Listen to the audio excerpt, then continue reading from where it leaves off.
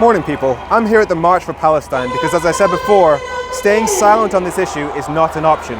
But today I'm here to listen. Because let's be clear, this is not a discussion about whether the government of Israel is violating the rights of the people of Palestine. It is a question of how much our governments in the UK and in the West are willing to support them in doing so. Because Western governments, including the UK, have given their full support to the government of Israel. And they say they're doing this because they stand against terrorism, they stand with the Israeli people, they stand with Jewish people. We even had Rishi Sunak doing this. The United Kingdom stands with Israel against this terrorism today, tomorrow, and always. And let me also say this to you. As the Jewish community here in Britain, I know that at moments like this, when the Jewish people... He's trying to give the impression that supporting Jewish people and supporting the Israeli government while they commit ethnic cleansing against the Palestinian people are the same thing. So I decided to ask some Israeli and Jewish people what they think of that. We are here, a group of us representing the Israeli Committee Against House Demolitions. We are the UK support group for ICAD. Okay. So we represent Israelis on the far left of all of them who oppose the demolition of homes, which is ethnic cleansing. We stand against Israeli apartheid policies, and we look at the roots of what is going on, and that is settler colonialism. We've got to get to a genuine peace process.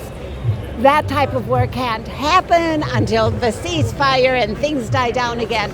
But it is essential. So we're here to stand in solidarity with the people in Gaza who are suffering so terribly, the people, the Palestinians in the West Bank, who are also being hunted down now if they raise their voices. Thank you very much. Because there's this idea that everybody, it's an Israeli versus Palestinian thing, but you're Israeli and you're fundamentally against what's happening. Absolutely.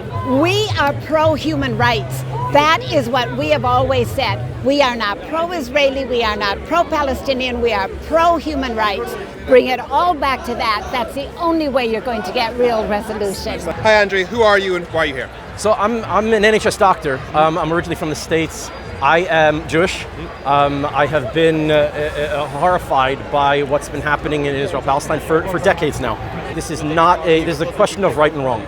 You have 2.3 million people who are being collectively punished for the sins of Hamas. It was awful what they did. 1,400 Israelis, something like that, were killed during that attack.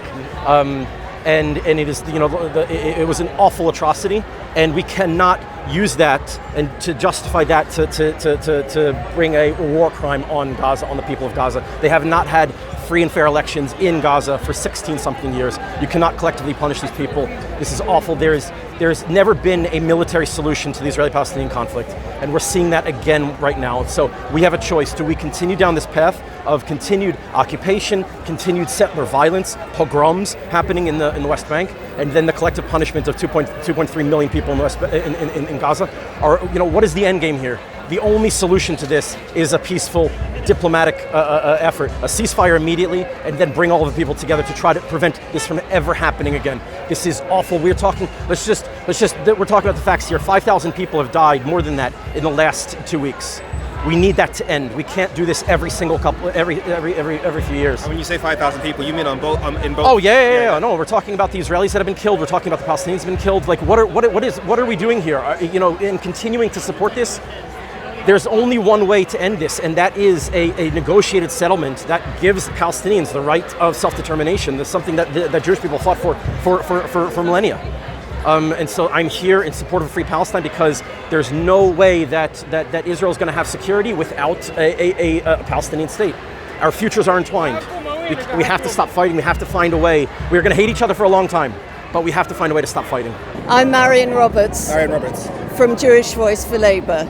And why are you here? Because we're so appalled at the treatment of the war against the Palestinians that's happening at the moment. The number of deaths, the bombings, Rishi Sunak teaming up with Netanyahu saying, we want to win. Yeah. What does winning mean? Does it mean genocide? Does it mean total ethnic cleansing? So when Rishi Sunak cosplays as a Jewish person while supporting ethnic cleansing, he's not fighting against anti-Semitism, he's fueling it. Now, hate crime in the UK against Muslim and Jewish people is going through the roof. So I want you to imagine what it must be like to be a Muslim person in the UK watching the UK Prime Minister say this to the Israeli Prime Minister while he's committing ethnic cleansing against the Palestinian people. And we also want you to win. Thank you. Which is why I had to speak to the people at the sharp end of that stick. When Rishi Sunak says we, there is no we. The British people, he does not speak for us. We did not vote him in. He doesn't have our vote. He doesn't have anything from us, not our backing. There is no we when he says we. We do not stand with him. We stand with the people of Palestine, the people of Gaza. Everything should be stopped. If he is speaking for the British people, he should be saying Israel needs to stop. Where are you guys from? We're from London. London. And born and raised. And how does it feel to watch Rishi Sunak on TV talking to Benjamin Netanyahu and watching him say we want you to win whilst he commits ethnic cleansing against people of Palestine? It's disgusting, and it's really frustrating for us. For no matter how many protests we go to, it feels like our voices are not being heard. The UK government is standing with Israel, but we are not. As the UK citizens, we are all standing with Palestine. And for years and 75 years, this has been going on. It's not a situation just now. It's been happening. We don't believe in hate for Jews. We believe in peace for everyone, all of us. And us protesting, hopefully one day it will change things. But at the end of the day, what we find, like Rishi Sunak, what he's saying, we find absolutely disgusting. We don't agree with him. We will keep protesting no matter what they say. We wear the Palestinian flags on our back. Whether they make it illegal, we're going to keep protesting. We're going to keep protesting. We're going to keep going. Anything else you want to say? No. Free Palestine! Free Palestine! How does it feel to watch Rishi Sunak say we will stand with you when he's talking to Benjamin Netanyahu? It's disappointing, but at the same time, I completely expected it. It doesn't seem to stand with the people. Now you'll understand why I had to hide the identity of the next person that I'm about to show you, because otherwise they simply won't be able to get home. As a Palestinian, how does it feel watching him say things like, we want you to win, to Netanyahu? It just feels dehumanizing. I guess the whole war just kind of showed people's perspectives. They really see Arabs and Palestinians specifically as genuine animals, and that was the word that they used several times, and there were officials that have used that term. So it's dehumanizing. It's kind of like, 3,000 losses at 3,000. Was it 3,500 dead? I believe at this point. Yeah. 3,000 something dead at this side, but that's just casualties. And then when they talk about the other side, they feel for them and they understand. So it feels like one life is more important than the other, I guess. That's fucking true. And why are you here right now? I was actually visiting the UK, and I'm essentially stuck because all the airports essentially leading to the West Bank are completely closed off, and to get an actual ticket, it's almost impossible. That's why I'm essentially stuck.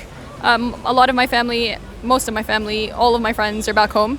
And I also just got news that someone from my family got shot in the stomach in the West Bank 3 days ago. But because I'm away from home, I'm not kind of processing it. But it's really sad and it's really worrying. And I feel like I need to do something because I feel the guilt that I'm not with them back home right now. So was killed in the West Bank.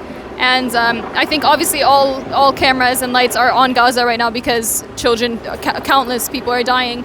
But it is important to keep in mind that even though this rhetoric and this excuse of Hamas versus Israel is being used, people in the West Bank are currently dying. The West Bank, Hamas has no control over whatsoever. My relative is like 17 years old. There is no reason for him to get shot in the stomach. They were essentially raiding cities. Hamas has nothing there. So why is the West Bank also under attack? Since 2023, we have had the most casualties, children killed in the West Bank. So why is it that that's going on if it's about Hamas? That's completely different territory. It's just a story of an oppressor and an oppressed, nothing more. Everyone else saying anything else is essentially just trying to justify genocide and an ethnic cleansing of my people. But yeah. By the way, how old are you, by the way? I am 23. As has already been said, what the hell are we doing? I'm Femi. This has been F Politics. Have a great week.